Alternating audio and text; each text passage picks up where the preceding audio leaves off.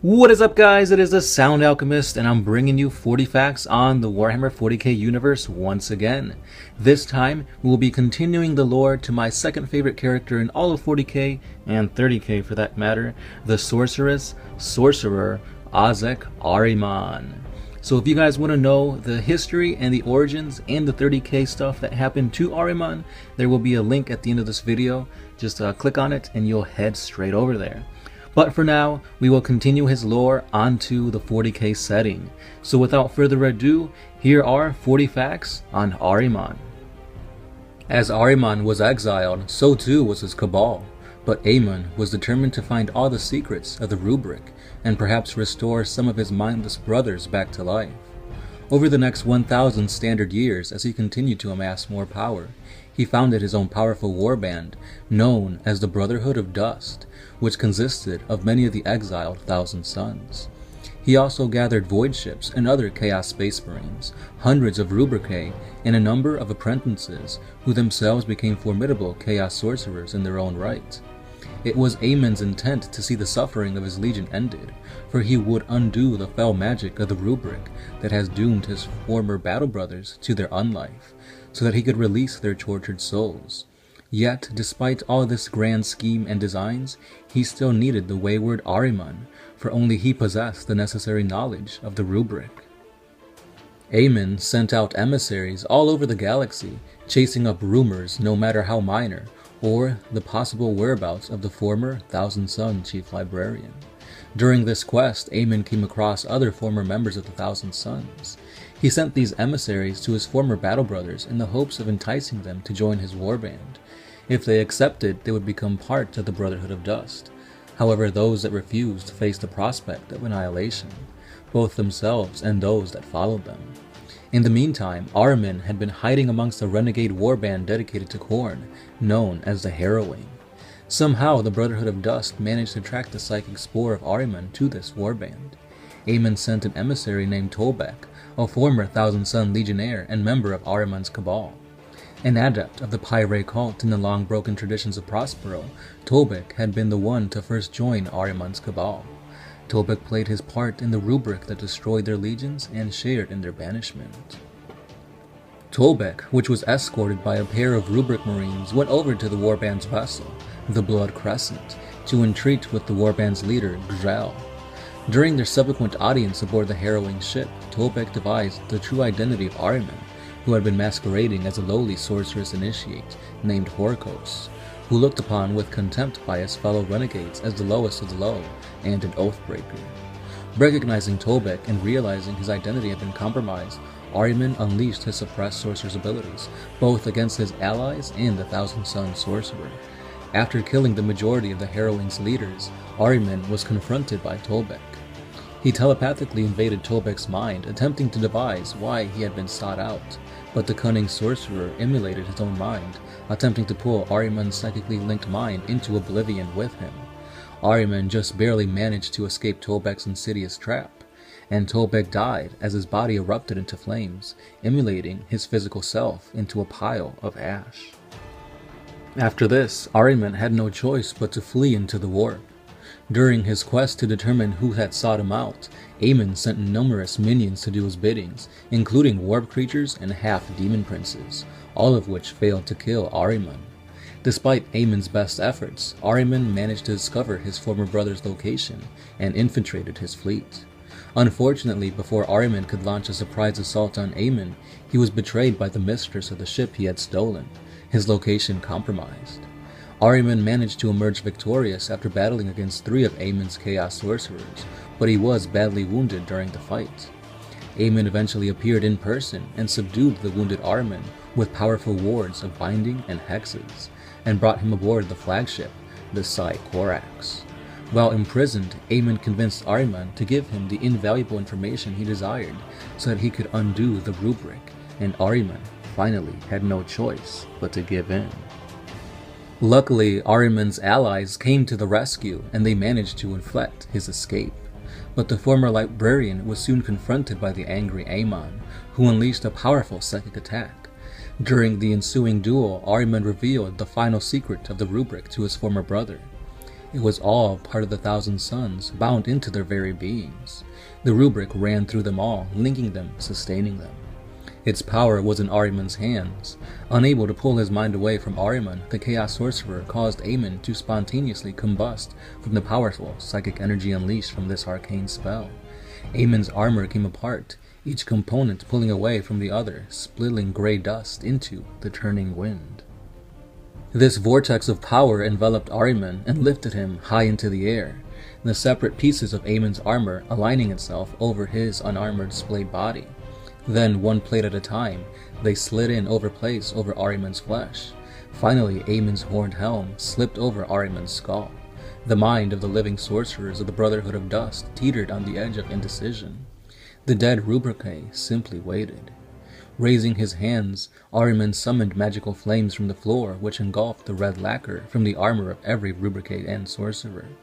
Then the flames flickered blue, and the silver armor became polished sapphire.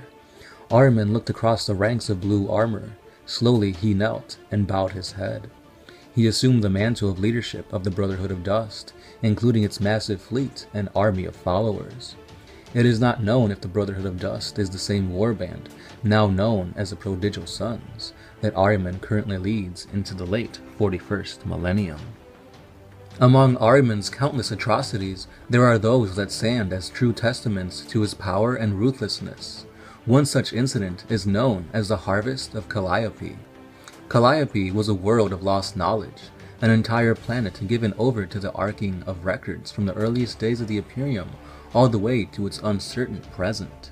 Stacks of rotting parchment filled caverns extending far beneath its crust. Data spools stationed reigned its orbits from pole to pole, and its cities sprawled around the index vaults. Every soul on Calliope existed to the service of the archive, from the hunters who stalked vermin in the deep parchments of stacks, to the scribes who fought for control over the hundreds of contradictory indexes. All were bound to the ecology of the archive. So it had been for a time since before any could remember, and so it seemed things would continue, until change happened. A faction arose within the caste of indexers. This faction called for the unification of all the indexes into an endless extending formula. They called themselves the Summation. Where the idea had first come from, none were certain, but once it took hold, it bloomed like a flower in sunlight. The Summation's power grew generation by generation, until its rule of Calliope was uncontested. Centuries passed and billions labored to further the Summation's goal. At last, they succeeded. On the day of the Emperor's ascension, in the High Hall of Indexes, a scribe wrote the final line of symbols to complete the formula, and in that instant, the Calliope fell silent. Then, an Imperial void ship arrived in Calliope a standard decade later. It found a few starved people living amongst the dry corpses of the dead. None of the survivors could remember anything for more than a few seconds. Stranger still, the great archives were blank, every data store empty, and every page of parchment bare. The only mark remaining to tell of the algorithmic seed Ahriman planted and then harvested millennia later was a single image hovering in the lost memories of the survivors' blasted minds. The image of a figure in a horned helm, wreathed in flame, stepping from a wound in the air. Ahriman had long sought the skulls of the Leopids, a dead hero of the Second Black Crusade, for reasons that remain in his own, still unknown to those all other.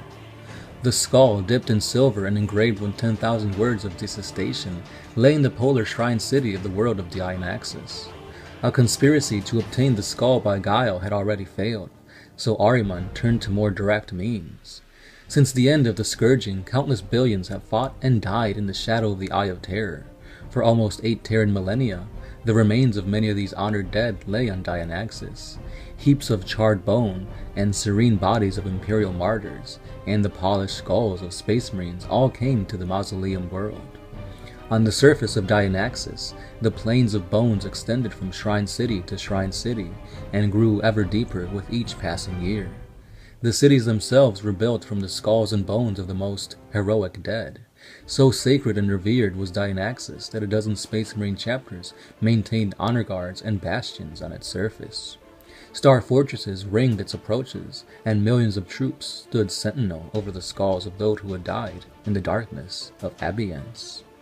Across the reaches of space, Ahriman burned worlds and sent souls shrieking into the warp. As they murdered worlds spun into alignment with each other as they created their own arcane pattern in the stars with Dianaxis at its heart. As the great design locked into place, Dianaxis' sun was pulled from reality, leaving a howling wound in the sky of the mausoleum world. Blood and fire spread across the heavens. The bones of the dead howled the last thoughts of their lives, and rainbow fire crawled across the ossuary towers. Demons poured through the hole where had been what the sun was, tumbling into the mausoleum worlds like falling stars.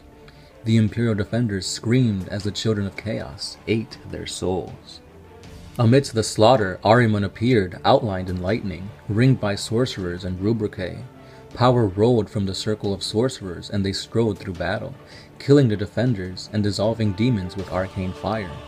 Space Marine chapter honor guards came against them, but were reduced to ashes and silent screams with a mere gesture.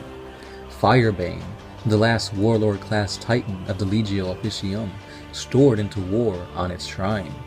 Its cry of its war horns echoed across the damned world, and its weapons burnt a path towards Ahriman's circle. Drawing together the power of his fellow sorcerers, Ahriman forced the war machine to its knees, before pulling the core of its plasma reactor through its carapace. At last, Ahriman held the skull of Lepidus in his hand, as the battle between men and demons raged around him. Raising the skull to his eyes, he found the one word he sought etched on the skull's surface. Letting the skull fall from his hand, he and his forces vanished, leaving the world of bones to the howls of demons and the cries of the dying. And once again, guys, we come to the end of another 40 Facts video. Let me know what you guys thought about Ahriman's rise to power, how his awesomeness is.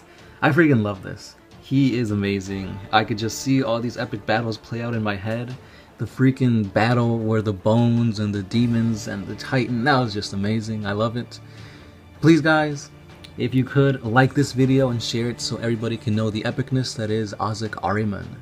Once again, guys, he is my second favorite, second only to Farsight, but that's because I'm a Tau lover, as you guys know. That's right, guys. Call me a heretic for loving Xenos and Chaos, but you guys do not know who my third favorite guy is. So if you guys want to guess who my third favorite character in all of 40k is, please guess in the comments below, and maybe one of you lucky guys will get a special something if you guess correct. Anyway, thanks for liking this video, and stay tuned for part 2, or I guess part 3 into Ahriman's lore, where we go into the 13th Black Crusade and on. As always, guys, I'm the Sound Alchemist, and I'll catch you guys tomorrow.